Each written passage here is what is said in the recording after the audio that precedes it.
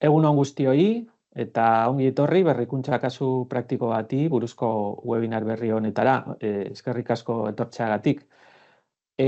Hoy tenemos un nuevo un nuevo webinar de los casos prácticos de innovación de socios de Innovasque.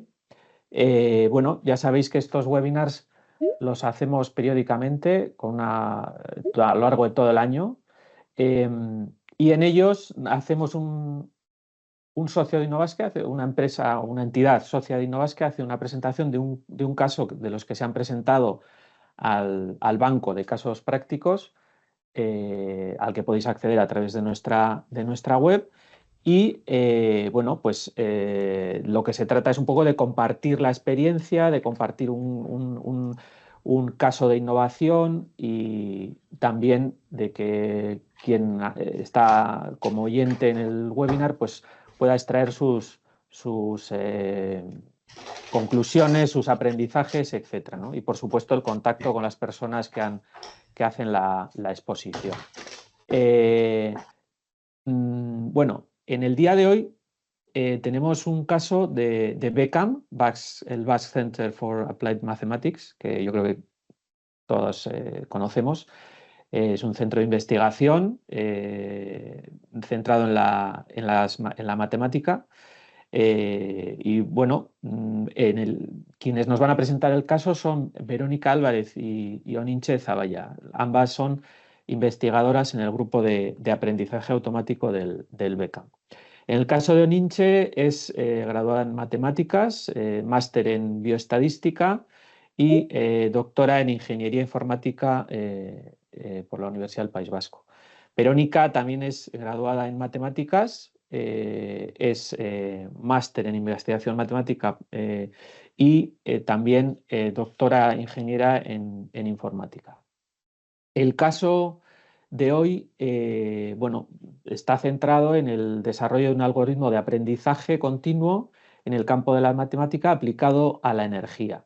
Y ellas nos van a contar un poco pues, cómo se gestó el proyecto, qué retos tenían al inicio del proyecto, cómo se fue desarrollando, en fin, los resultados a los que llegaron, etc. Y eso es todo por mi parte. Yo no quiero robarles a ellas tiempo, ellas son las importantes, las que nos van a contar el caso. Y lo que sí me gustaría comentaros es un par de cositas. Estamos grabando el webinar porque luego se utiliza en redes, se hace difusión de la actividad.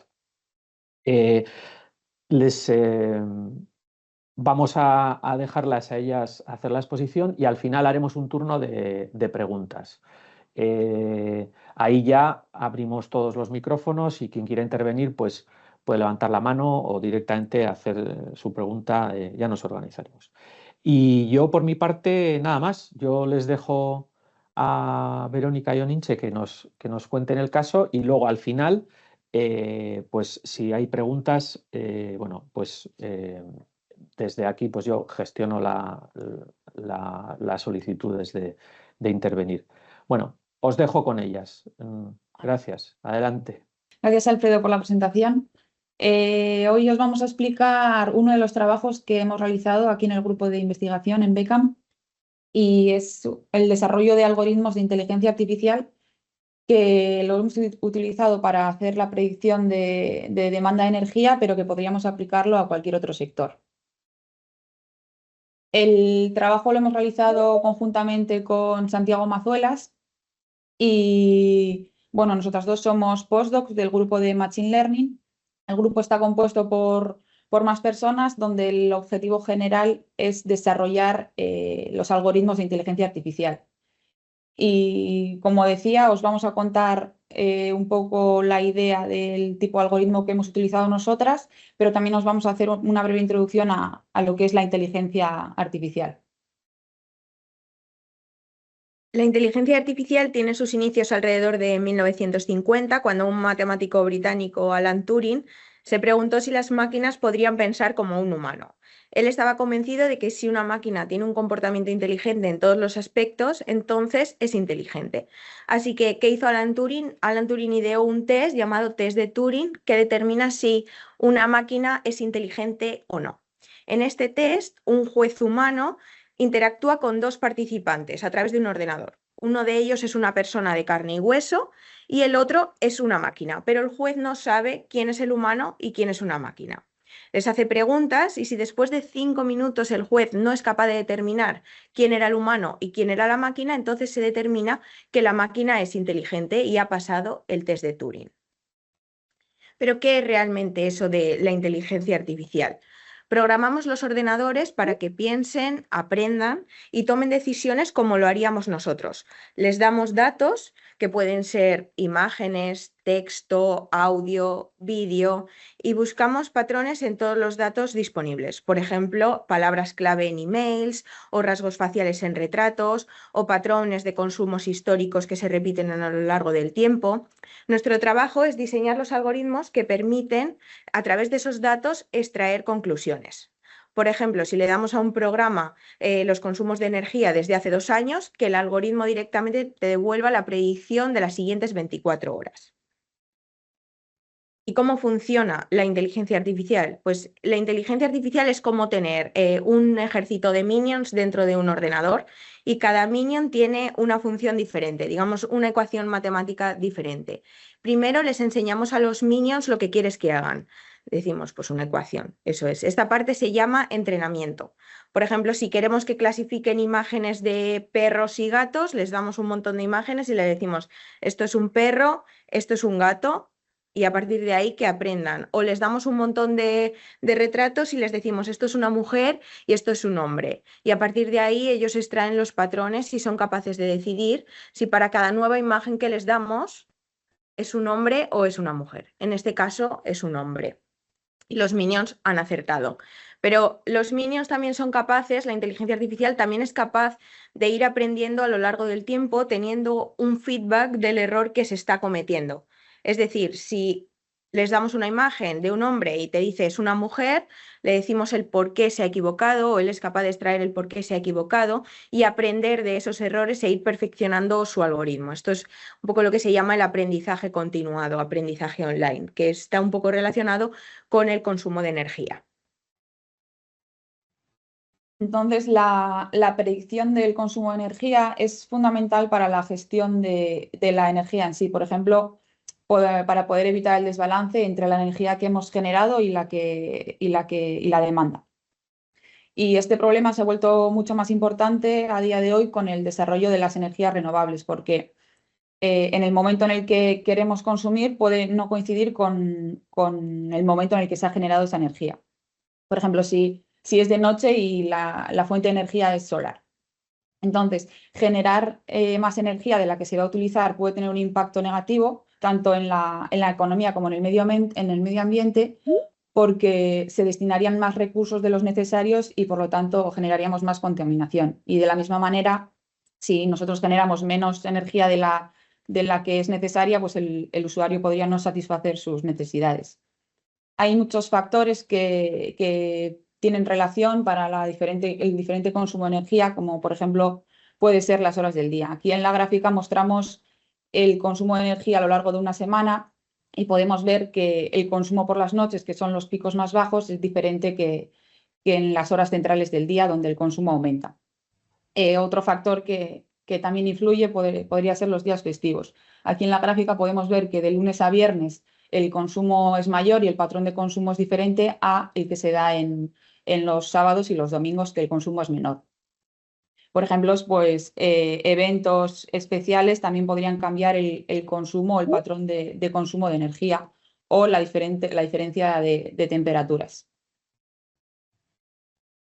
En el siguiente gráfico mostramos el consumo de energía en una misma región para 2 años consecutivos. Y lo que queremos mostrar es que los datos cambian con el tiempo a pesar de estar en el mismo lugar, pero en un año pueden ser diferentes al siguiente. Entonces, en el eje X mostramos las horas del día y en el eje Y serían los diferentes días del año. Y podemos ver o podemos observar que no solo es diferente para años consecutivos, sino que incluso para estaciones de, por ejemplo, de verano a otoño, el consumo es diferente, incluso para semanas consecutivas.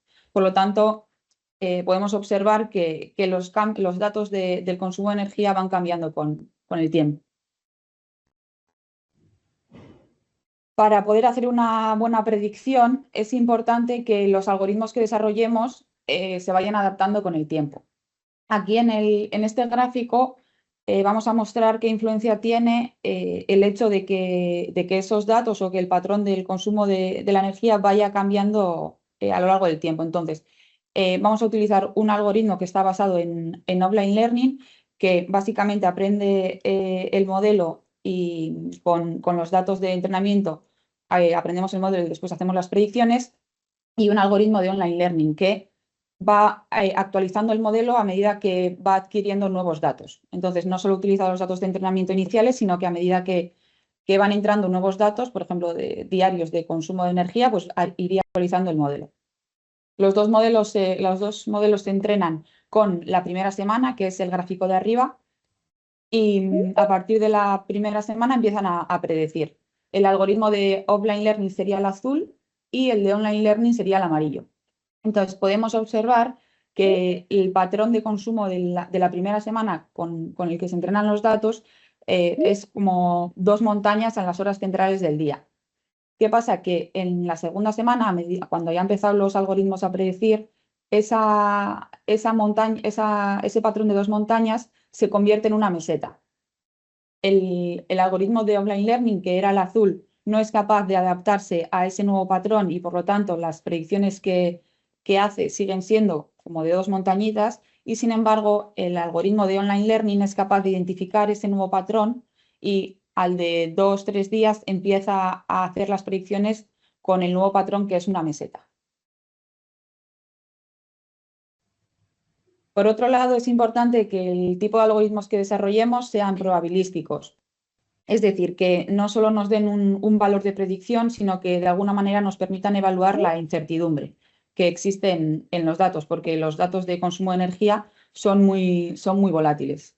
Entonces, este tipo de algoritmos lo que nos permiten es, por ejemplo, en los picos, en las horas centrales del día, donde más incertidumbre existe, nos permite hacer unas predicciones más precisas. En la literatura, la mayoría de los algoritmos que resuelven este problema están basados en técnicas de offline learning y nos proporcionan únicamente un valor de predicción.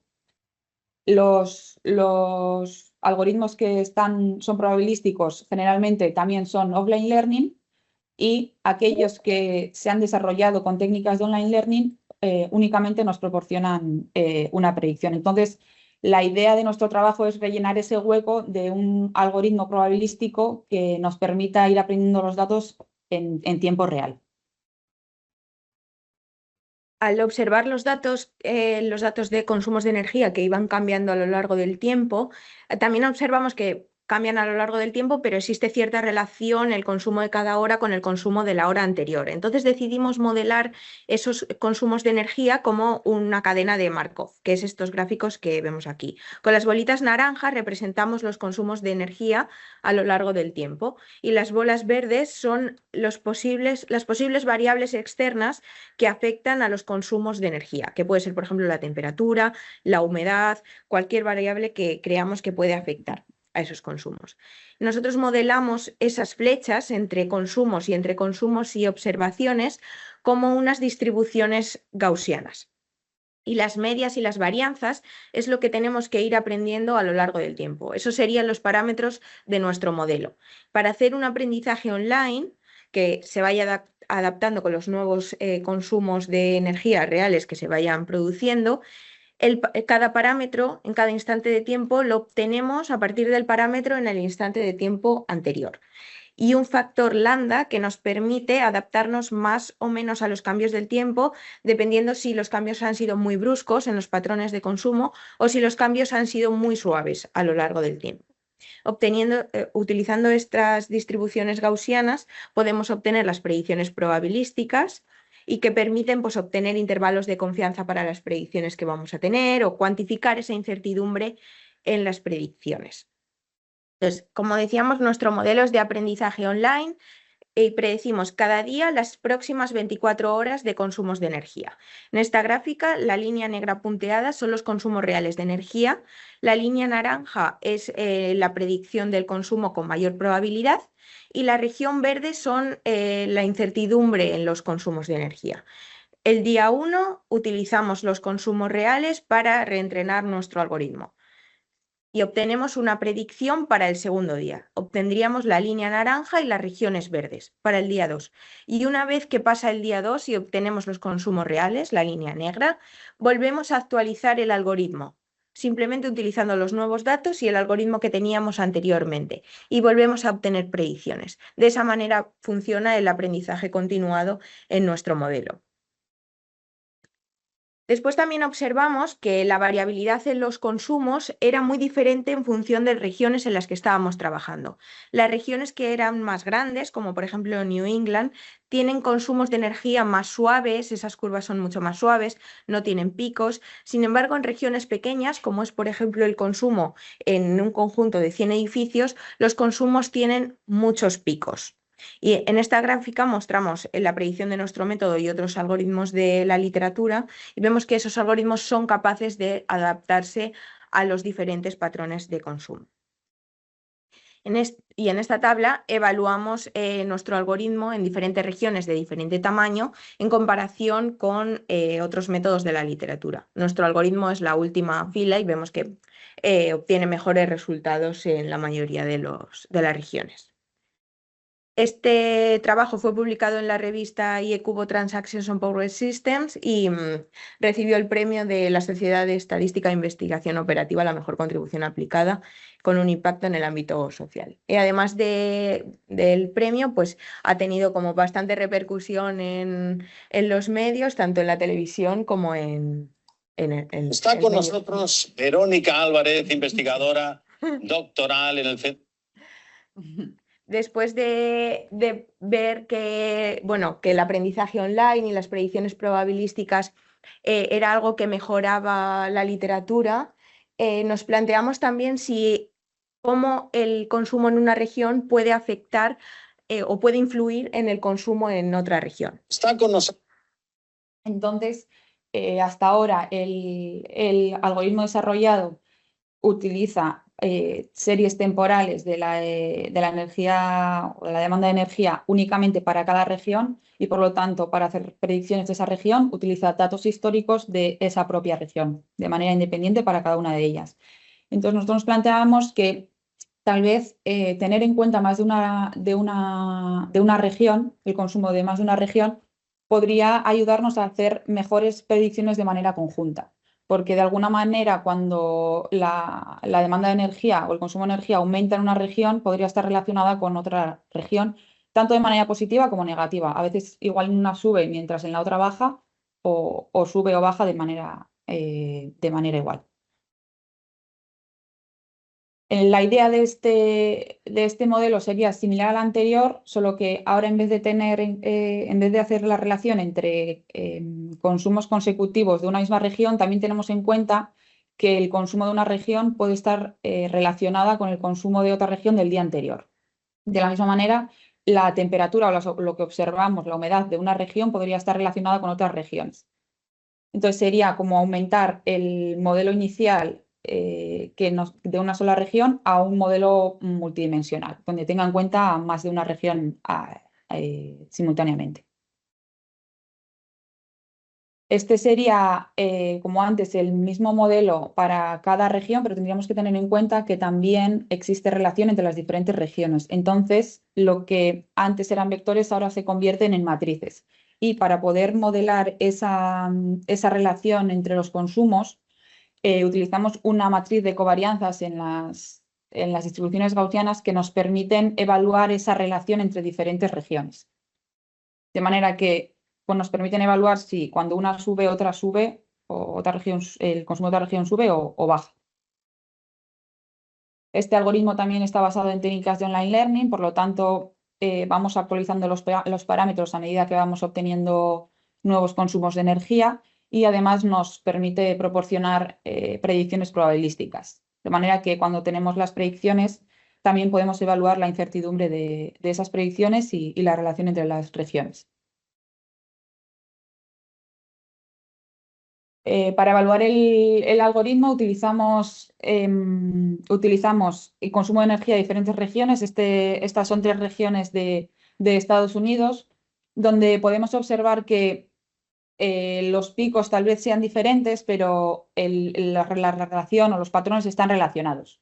Es decir, que a la noche las regiones tienen más o menos, siempre son más bajos, a pesar de que la escala sea diferente. Esos patrones generales de consumo son muy parecidos y por lo tanto podemos utilizar esa información para mejorar las predicciones. De hecho, al compararnos con otros métodos del estado del arte, observamos que en términos de error nuestro algoritmo era el que mejor predicciones nos proporcionaba, tanto para cada región como de manera conjunta en la predicción general. Este trabajo lo hemos presentado hace muy poco en un congreso de IECubo y hemos obtenido el premio al mejor paper. Todo este código es público, está en el GitHub, que aquí hemos puesto el QR y cualquiera puede acceder y descargárselo y puede hacer predicciones del consumo de energía. Y hasta aquí todo. Cualquier duda que tengáis nos la podéis hacer. Ricasco. Bueno, pues muchas gracias. Es que ricasco. Se me oye, ¿verdad? Sí, sí. Sí, vale. Bueno, pues la verdad es que ha sido súper interesante. Esto, no sé si tenéis preguntas por parte de alguien, si queréis intervenir. Bueno, a mí se me ocurre alguna cosa que preguntaros. Mira, sí, Mauro acaba de preguntar. Hola, buenas. Hola. Bueno, enhorabuena por el trabajo. Gracias. Yo sí que tenía una pregunta, era, por ejemplo, cuando comentáis lo de Vermont, Massachusetts, tal, y o sea, como las curvas más o menos eran similares y tal. Claro, o sea, a nivel de las variables a tener en cuenta es que ahora mismo no me acuerdo dónde están situados, pero no sé si están, por ejemplo, dentro de la misma latitud, la misma franja horaria, ¿no? Porque al final Estados Unidos al final tiene un montón de regiones horarias y tal. O sea, ese tipo de cosas también las teníais en cuenta dentro de... Es que no sé cómo están ubicados, ¿eh? Por eso decía, no sé dónde está Vermont, dónde está Massachusetts, no, ahora mismo no. Estaba intentando mirar en Google porque no lo sé, pero era para ver un poco qué otras, o sea, qué variables hayáis tenido en cuenta, si esas, por ejemplo, las hayáis incluido en la coctelera. Sí, o sea, es justo esas 3 regiones están muy cercanas, pero a pesar de la cercanía, luego nuestro modelo también tiene en cuenta una variable que es el calendario. Entonces, los consumos de cada hora están basados en la hora del día anterior, de esa misma hora, o sea, en el día anterior de esa misma hora. Entonces, sí tenemos en cuenta las diferentes horas del día, aunque tuviesen diferencia en el horaria entre las diferentes regiones. Sí. Vale, ¿No? Sí, gracias. o sea, eso es. Bueno, las regiones están situadas al noreste Sí. de Estados Unidos, las 3, y no importa tanto que en el mismo momento alguien tenga un pico porque son las 12 de la mañana y en otro lado sea el consumo bajo porque son las 6 de la mañana, sino que como tenemos en cuenta la hora del día, es cómo es el consumo a las 12 de la mañana en todos los sitios. Da igual cuándo sean las 12 de la mañana en ese sitio. Esa es un poco la relación, teniendo en cuenta esta variable que llamamos del calendario, porque nos dimos cuenta que los consumos cambian mucho por hora y que la hora del día, las 12 de la mañana de hoy, están muy relacionadas con las 12 de la mañana de ayer. Y lo mismo si es fin de semana o festivo o no es festivo. Vale, gracias. Teníamos una pregunta también de Juan Ignacio Burgaleta. No sé si Juan Ignacio quieres hacerla o la leo yo, que la has puesto en el chat. No sé. No, la puedes leer tú. Bueno, la pregunta es Sí. si está la Red Eléctrica Española utilizando vuestro algoritmo. Y en caso de que no, ¿qué es lo que está utilizando? Pues yo no sé si no creo que lo esté utilizando, la verdad. Tampoco sabemos qué está utilizando. Sí que tienen datos que son públicos y se pueden descargar de la web de la Red Eléctrica Española, pero no sé qué algoritmo está utilizando. Creo que eso no es algo público, o al menos que hayamos encontrado. Vale, Bien. gracias por la respuesta. También tenemos a Aritz, que ha hecho una pregunta. Adelante, Aritz. Sí, yo quería preguntaros, bueno, enhorabuena por el estudio.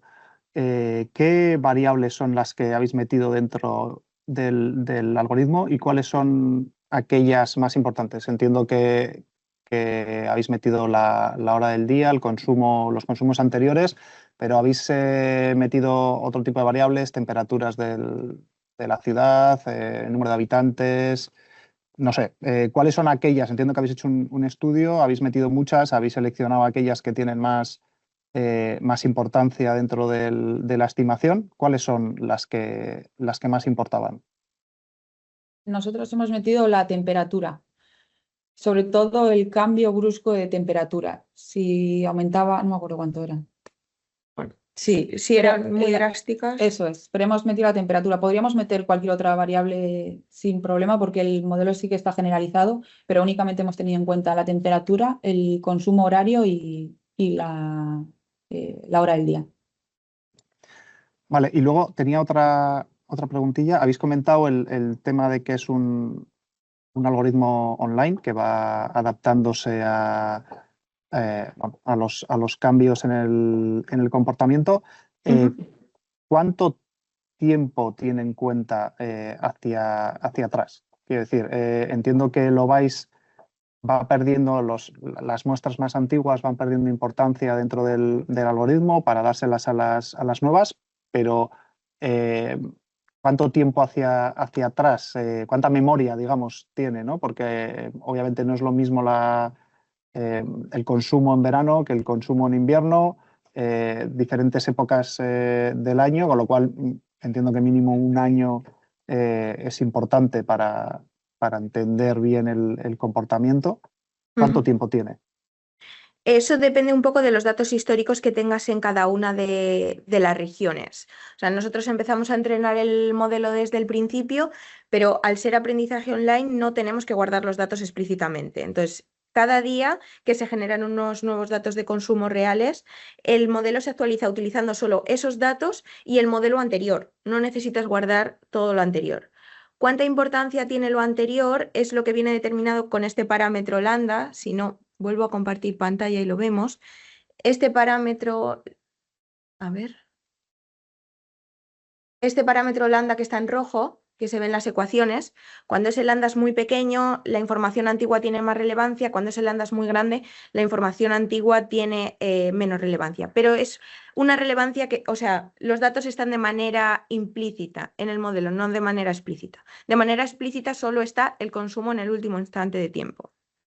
Que es el último día. Eso es, que sería el S. Eso es. No sé si respondemos a tu pregunta. Sí, perfectamente. Hay otra pregunta, pero perdonad, voy a hacer yo también una relacionada, porque está relacionada con esto. Eso hacia atrás y hacia adelante, o sea, ¿el algoritmo tiene un horizonte temporal de predicción o se puede modificar o cómo lo...? Nosotros en los experimentos utilizamos 12 horas de predicción hacia adelante porque veíamos que en la literatura es lo más común y también es el problema como más importante, saber cuál es el consumo en las siguientes 24 horas, pero el algoritmo está diseñado de una manera general que ese horizonte temporal se puede ir variando. Incluso puedes variar también que no sea predicciones horarias, sino que sean cada 15 minutos. O sea, en ese sentido es flexible. Es flexible. Sí. Bueno, pues Elvira también quería preguntar algo. Adelante, Elvira. Sí, bueno, era un poco relacionado también con tenía curiosidad con lo que ha preguntado Aritz de los demás parámetros y demás, aparte del consumo del día anterior, pero también tengo una pregunta sobre los perfiles de consumo. pues estáis hablando de consumos en Estados Unidos y demás. ¿De dónde habéis sacado esos datos de los perfiles de consumo? En base a cómo se está alimentando el modelo. Todos los datos que hemos utilizado son bases de datos públicas. Hay en otros países que yo creo que por ley lo hacen público y hemos accedido a esos datos pues buscando en internet y ya está. Ah, O sea, son vale, todos vale, datos vale. públicos. Ajá. Sí, que Vale. cualquiera puede acceder a ellos. Siempre datos públicos, ¿no? Sí, Ujú. sí. Tenemos más preguntas. Aitor, que ha puesto en el chat, si la quieres comentar tú o si no la leo, Aitor. Sí. Sí. A nosotros nos ayudaría a saber más que la demanda de consumo, los precios en OMIP. Digo, ¿ahí no habéis pensado en hacer ese estudio? Digo, pero con los precios que va a haber en el mercado. Sí que creo que hay gente en Beckham que ha hecho alguna cosa, pero tampoco sé si mucho.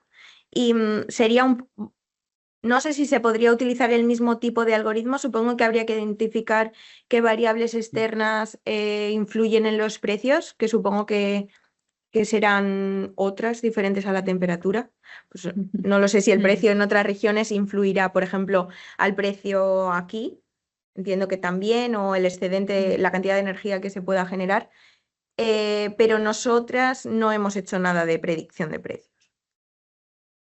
Vale, pues muchas gracias. Son datos un pelín más difíciles de encontrar también. Vale. Pues gracias. Tenemos otra pregunta de Kerman. Kaixo eta Soriona por vuestro trabajo. Era un poco también una pregunta dirigida a los datos. Los datos de temperatura también estaban en esos datasets. ¿Y habéis pensado en incluir otras mediciones exógenas de fuera? Cuando hemos utilizado la temperatura ha sido porque los datos la tenían, entonces podíamos utilizarla directamente y también es eso, no tenemos en cuenta el valor de la temperatura en sí, sino si ha habido cambios bruscos en la temperatura. Si ha habido un cambio, por ejemplo, me lo invento, de más de 5 grados, entonces el modelo tiene en cuenta que ha habido un cambio brusco en la temperatura y va a repercutir de alguna manera en un cambio en los consumos. O sea, siempre hemos utilizado datos que son públicos, que todo el mundo puede reproducir los experimentos que hemos hecho en los papers y el algoritmo. O sea, por dificultad de encontrar datos, no hemos incluido ninguna variable más aparte de la temperatura y los días de la semana y si un día es festivo o no. Pero el modelo está diseñado de una manera suficientemente general como para incluir otras variables. Podemos verlo un pelín en las ecuaciones sin meternos mucho en las matemáticas, pero esta variable que llamamos US y UR son vectores donde ahí metes, son de la dimensión que quieras, el vector UR. En este caso solo incluye la temperatura, pero podría incluir otras variables. Y cómo meter ahí esa relación, por ejemplo, la temperatura a veces tiene una relación cuadrática con el consumo de energía. O sea, si pintamos el consumo y la temperatura, hace una parábola. Pues ahí podrías incluir ecuaciones parabólicas para modelar la temperatura. O si detectas que la humedad tiene una relación, yo qué sé, lineal con los consumos de energía, podrías meter ahí ecuaciones lineales para modelar ese consumo. O sea, es suficientemente general para ello, pero no lo hemos probado. No, porque es muy difícil encontrar esos datos públicos.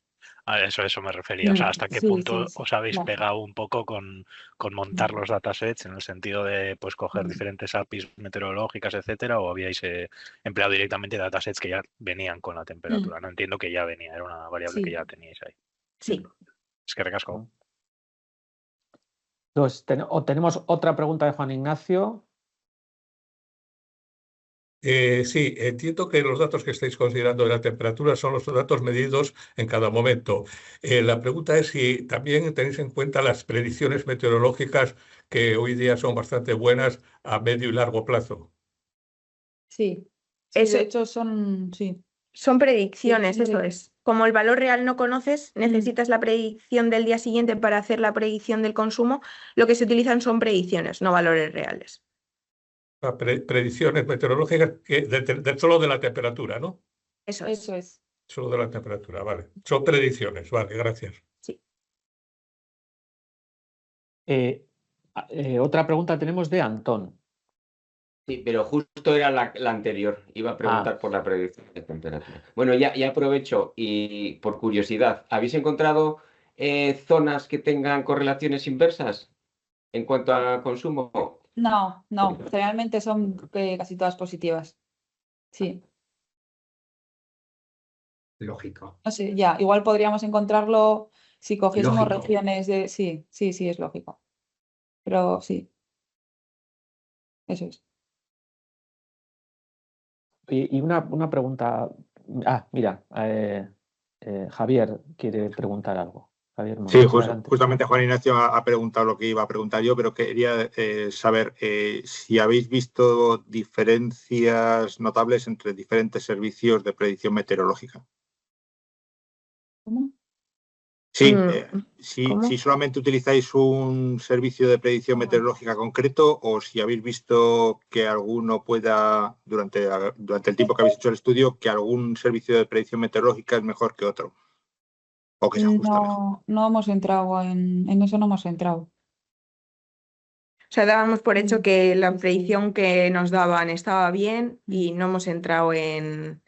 Luego O sea, hacer sí una que- comparación posterior de si los datos se habían ajustado al caso real.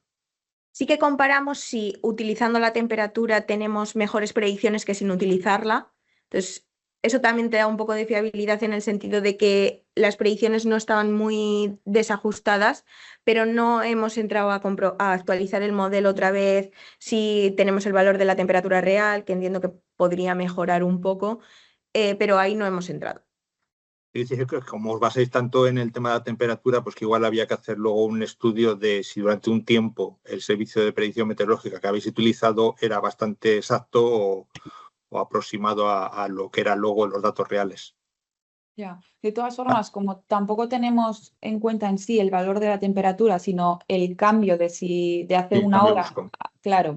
Entonces yo creo que igual al coger las predicciones, como no creo que estén tampoco muy lejos de la realidad, no afecta tanto. No lo sé, no lo hemos estudiado la De todas formas, es algo que es interesante que Sí. podemos mirar. Mm. Gracias. Nada. Sí, Aritz también quiere preguntar algo. Sí, no, al hilo de lo que han comentado, ¿habéis validado los resultados? Porque, bueno, los ejemplos que habéis mostrado son todos de Estados Unidos. ¿Habéis validado después con información pública de otros países, otras regiones? Sí, o sea, de hecho también hacemos... ¿Estamos compartiendo? No, le pongo. Sí, que también utilizamos datos de Bélgica, Eso es aquí. de conjuntos de edificios. Estos son datos de New England, Dayton, un conjunto de 100 edificios que creo que estaba en Australia. Sí. Hay Bélgica también utilizamos.